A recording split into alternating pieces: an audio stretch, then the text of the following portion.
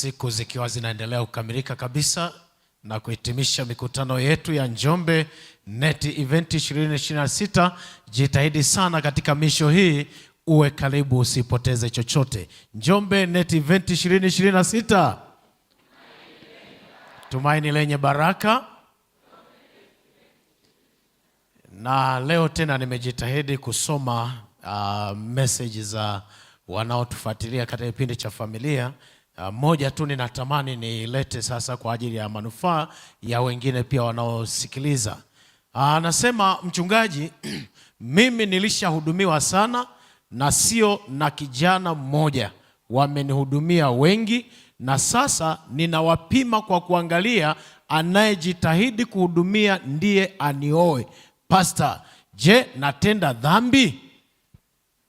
Pastor Butoke, utakuja kunisaidia katika hilo nadhani.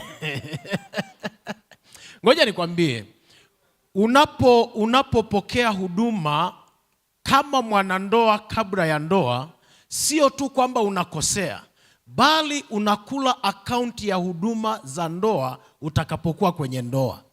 Na niwatie moyo, ndio maana ndoa za leo zimepoteza kabisa radha. Zamani mimi nashangaa leo eti mpaka watu wanafunga ndoa mnawakodishia mpaka hoteli wakakae honeymoon, wakafanye nini honeymoon?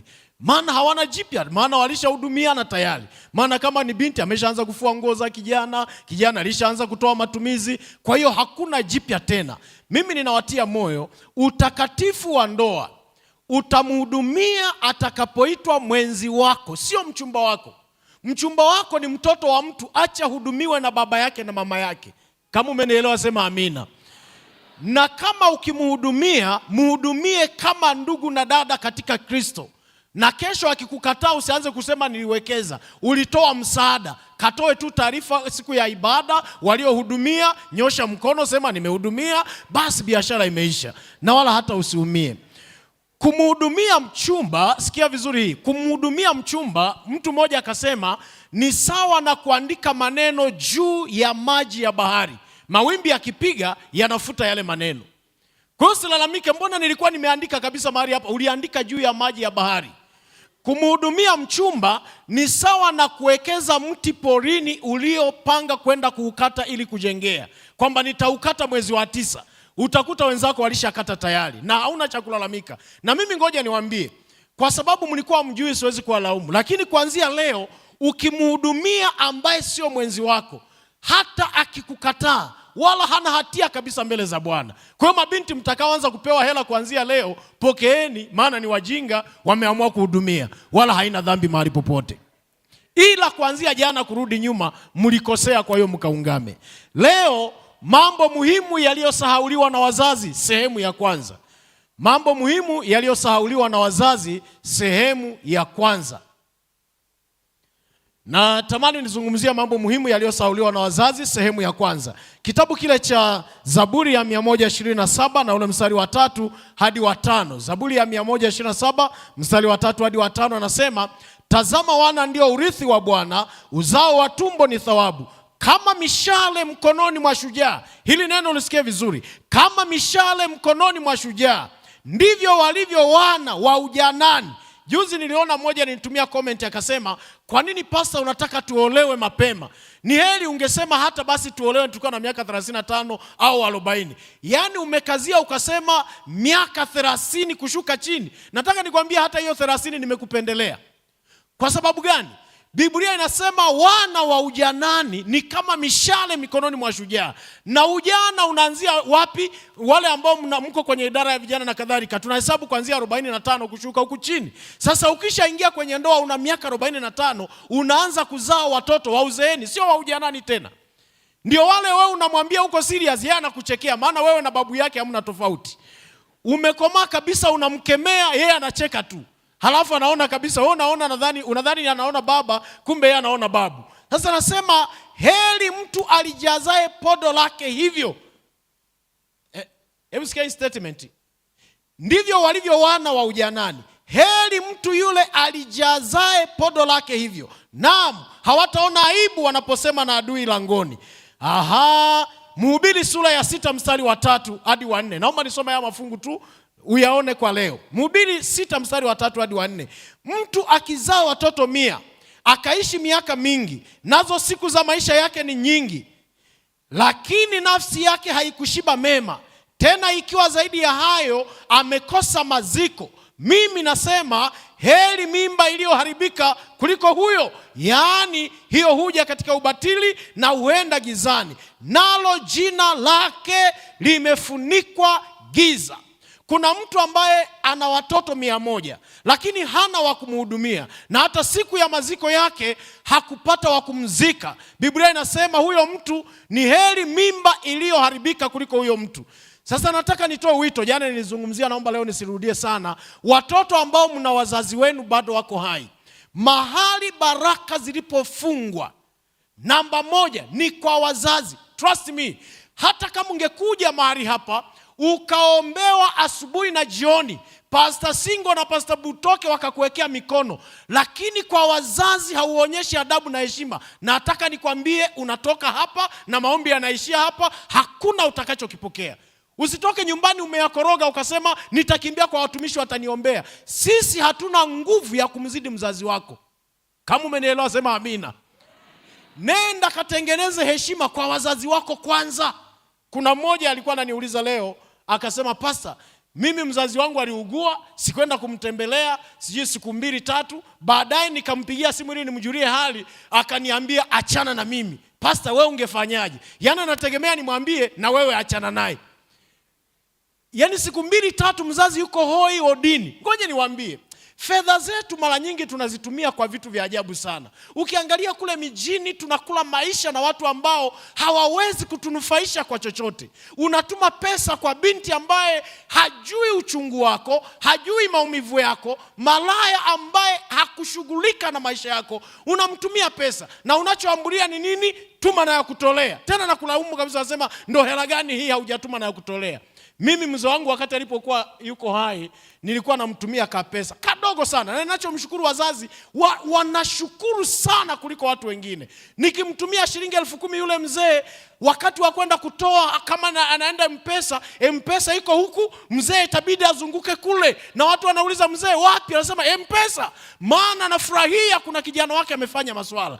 Sasa shilingi 100,000, sikiliza hiyo, shilingi 100,000 iliyotumwa kwa mchepuko haina nguvu kama shilingi 1,000 iliyotumwa kwa mzazi. Mzazi ana shukrani sana na atakubariki kwa jina la Bwana. Kwa hiyo anasema tuwakumbuke wazazi. Kuna mambo 3 ambayo yamezungumziwa kwenye hili fungu ambayo nataka nialete kwako. Jambo la kwanza amesema mtoto ni kama urithi. Kama urithi. Katika mtazamo wa kibiblia, mambo mawili yalikuwa yanaambatana na urithi. Namba 1, cha kwanza cha muhimu ilikuwa ni mtoa urithi. Yaani kabla hujapokea urithi, angalia huu urithi unatoka kwa nani. Namba 2, mpokeaji wa urithi. Ni nani unayemkabidhi huo urithi? Sasa Biblia inasema wana ndio urithi. Yaani wewe utakapolala mauti, thamani yako haitaonekana kwa magari uliyoyaacha duniani, haitaonekana kwa mashamba uliyoyaacha duniani. Thamani yako na jina lako vitabaki kwa kuangalia watoto uliowaacha duniani. Tabia zao zikoje? Wana faida gani kwenye jamii? Maana kuna wakati unalala mauti, unaacha mizigo duniani. Na baadaye kesho nitawaambia hata hiki mnachokiona kinaendelea duniani, wazazi wanajiproud.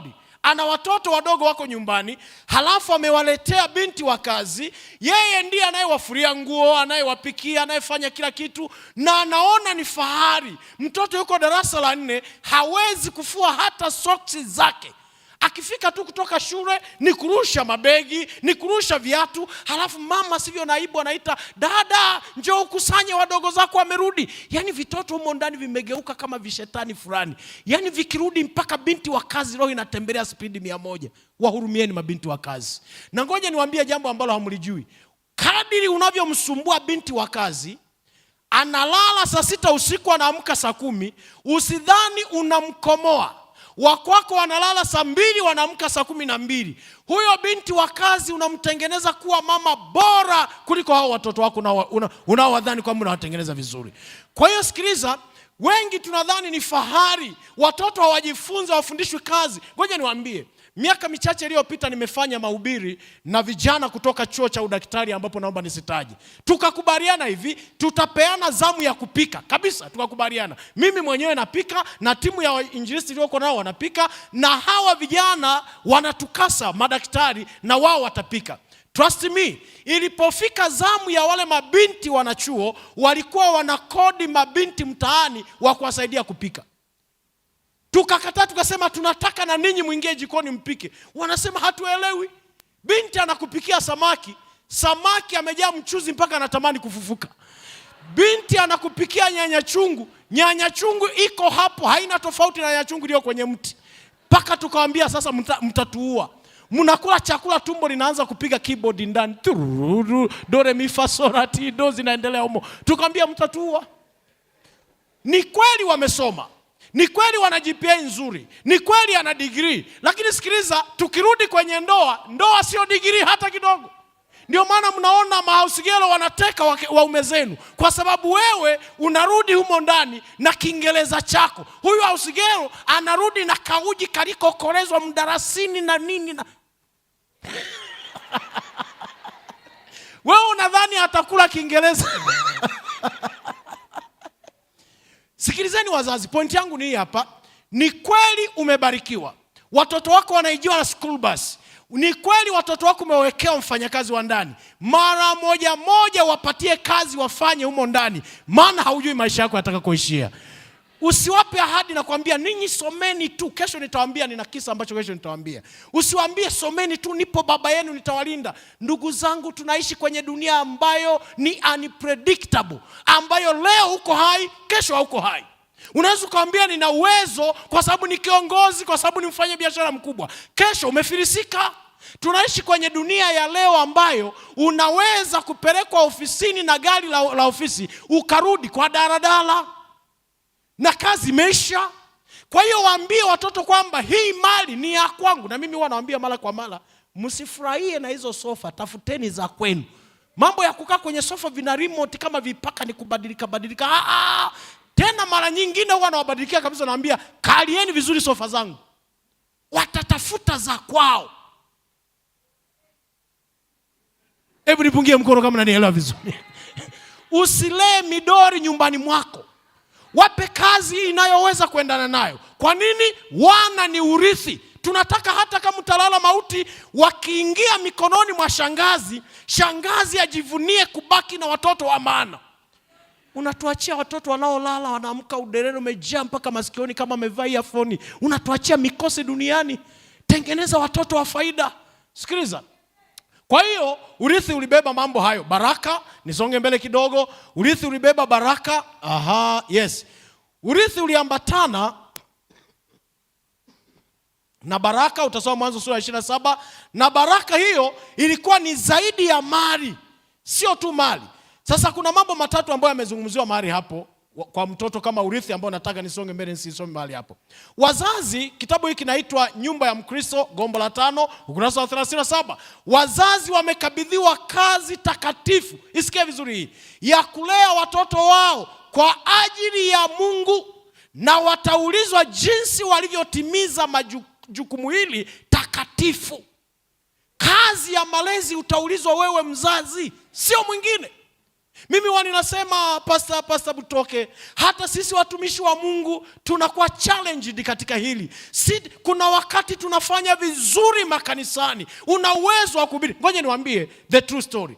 Mimi kuna siku nilikuwa na watoto wangu nimeenda kufanya juma, ilikuwa kama sio juma la vijana, ni juma la uwakili. Nimehubiri wakati wa mchana, nikahubiri, nikaeleza kisa. Nikaona watoto wangu wamekaa wananiangalia, wanasikitika. Tulivyomaliza tunaingia kwenye gari, mmoja akaniambia, baba, mimi nina mashaka na wewe kama utaingia mbinguni. Nikamwambia why? Akasema una uwezo wa kusimulia watoto vizuri kanisani, sisi haujawahi kutusimulia. Alinihubiri kuanzia siku hiyo, nikirudi nyumbani nawaambia njoni mkae niwasimulie. Maana tuko vizuri kusimulia kanisani mpaka wanasikiliza. Nyumbani hata ibada tunavyoendesha ni kama tuko kituo cha jeshi. Haya, wewe omba wimbo mfupi, wewe fulani malizia. Haya, somo la leo linasema Nuhu alipokuwa akijenga safina. Haya, wewe mtandike kwenzi hiyo, mbona anasinzia? mpaka watoto wanasema hivi, kweli tuko ibadani au tuko jehanamu ndogo? Ni purgatory. Mimi nimejifunza kitu, ngoja niwaambie wazazi ili naweza nikawasaidia, na ninashukuru Mungu kwamba familia yangu pia inafuatilia hili. Mimi nimejifunza kitu. Nikiwa nyumbani kwangu, wale wa Adventista mtanielewa vizuri, kuna kitu kinaitwa usomaji wa Biblia. Mimi huwa sisomi mafungu. Wetu nakuta Isaya 1 ina mafungu 60. Una watoto wa darasa la kwanza, la pili, la tatu, unawaketisha hapo wasikilize mafungu 60. Kweli? Unasoma baadaye vinaanza kugawa kiwanja, Mji Mwema, Makambako, Ramadhani, siji wapi, Chaugingi. Vikianza kusinzia mnasema mna mapepo. Mbona kwenye TV mlikuwa mnakodoa macho? Hapa ndipo mna mapepo. Mwenye pepo ni wewe baba unayesoma mafungu 60 mbele ya watoto wako. Watoto uwezo wao hawasikilizi mambo mengi. Nikajifunza. Mimi ninapokuwa ninajua niko nyumbani, ninajifungia peke yangu. Ninaisoma ile Isaya yote peke yangu. Baadaye tukifika muda wa ibada naambia, sikilizeni wanangu, nina kisa. Naanza kukisimulia. Baadaye kile kisa utashangaa, unauliza wangapi wameelewa? Unaambia baba, endelea. Maana umesimulia kama kisa. Tunajifanya serious, unadhani ndio roho anashuka. Sikilizeni, jifunze zaidi. Kazi ya malezi, wazazi wenzangu, tumeachiwa sisi, wala sio mtu mwingine. Usikabidhi kazi ya malezi kwa mtu mwingine. Namba 2, urithi ulibeba ahadi, the promise au covenant, kama agano. Sasa sikiliza, unapopewa mbaraka wa watoto, umepewa fursa ya kufufua yale ambayo haukuyafikia. Sikiliza mzani, nikupe siri. Yaani ukiona Mungu ameweka katoto mikononi mwako, amekupa nafasi ya pili ya kutimiza yale ambayo hukuyatimiza kwenye maisha yako. Yaani ulipewa nafasi ya kufunga ndoa, hukufunga ndoa, ulitoroshwa wakati umeenda kusaga mahindi. Sasa kwa mtoto wako, timiza ahadi ya kufunga ndoa kwa jina la Bwana.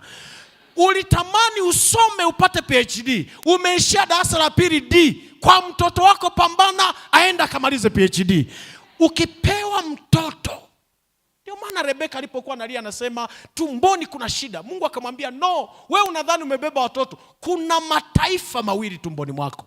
Sisi tumebeba mataifa. Ngoja niwaambie, samahani, kuna dini moja ambayo naomba nisitaje. Nimependa sana hiyo dini. Hii dini wanafundisha hivi, nimesoma elimu yao.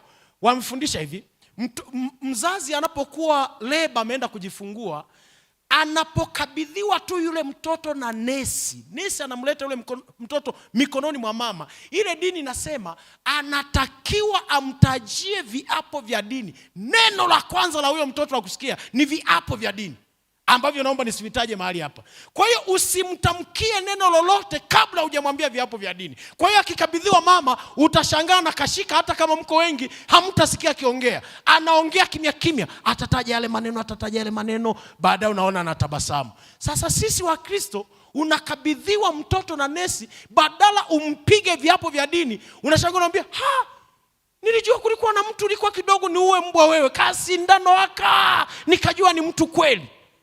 Yaani mtoto unaanza kwa kumrani hata kabla ya yote. Na ndio maana ile dini ni vigumu sana kumbadilisha mtu, kumtoa kwenye ile dini. Kama umenielewa sema amina. Mtoto ni nafasi ya pili ya kutimiza ahadi na viapo ambavyo ulikuwa hujavitimiza. Nisonge mbele nimalizie mahali hapa. Sikiliza, lakini pia mtoto amebeba wajibu. Yaani ule urithi unapopewa umebeba wajibu. Kwa hiyo mtoto unapopewa mtoto, mfundishe wajibu. Mtoto anapokuja mikononi mwako, mpe wajibu. Wajibu kama nini? Mara moja wafundishe kudeki vyumba vyao, wafundishe kufua, wafundishe kupika, wafundishe kufanya wajibu. Kuna wajibu mwingine ambao ni common kabisa. Wajibu kama vile kwenda kanisani, kutoa zaka na sadaka, vitu kama hivyo. Israeli walipewa nchi ya Kanaani, lakini walitakiwa kuitii sheria ya Mungu. Huo ni wajibu. Hakuna urithi wa bure. Nilipenda mtu mmoja ambaye yeye alifanya kitu mimi sijaweza kukiapply kwenye familia yangu. Yule bwana, mtoto hauwezi kupewa hela bure. Eti anakuja tu mtoto anasema, mama, shuleni wamesema 500 ya kachori. Mama anachukua 500. No, yule jamaa anasema unapomwambia 500 ya kachori, anakwambia kakusanya yale matofali yarundike pale, nitakulipa 500. Simple and clear. Sasa tuna watoto leo ni wazuri sana kula, lakini kwenye wajibu ni kibarua. Mtoto akikaa mezani kula, akimega tonge mpaka mzazi anashika shavu. Yaani anamega tonge mpaka mzazi anasema hapa hili ni tonge au ni tembo aliyekanyaga mahali hapa. Wazuri wa kula, lakini wajibu hakuna. Wafundishe responsibilities, wafundishe wajibu. Wajibu kwa Mungu, wajibu kwa wanadamu, wajibu kwa wewe mwenyewe. Mungu atubariki sana. Watoto wanabeba utambulisho wako. Yaani ili tukuone wewe bihene, ulivyolala mauti umetuachia nini, tunaangalia watoto wako. Watoto ni identity. Ndio maana tunakwambia unapolea mtoto wako, tukikuzodoa usitukosoe. Tukikwambia huyu mtoto mlee vizuri, tunajua maana huyo mtoto tutaishi naye sisi. Ukilala mauti tutabaki naye. Ninawaombea katika sehemu hiyo ya kwanza, Mungu atusaidie kurudisha umakini katika swala la malezi. Ndio maana wamama wa leo mmeshindwa hata na simu. Mtoto akilia unampa simu, maana hauna maneno ya kumwambia. Malezi ni wajibu wako, sio wa binti wa kazi wala sio wa simu. Mungu awabariki kwa jina la Yesu Kristo. Amen. Simsimame sasa niwaombee kwa jina la Bwana. Kesho tutaenda sehemu ya pili. Mwambie jirani yako ni heri usingekuja leo kuliko kesho. Baba mbinguni, tusaidie tunapokwenda kurekebisha malezi yetu na kuanza upya kwa jina la Yesu Kristo. Amen.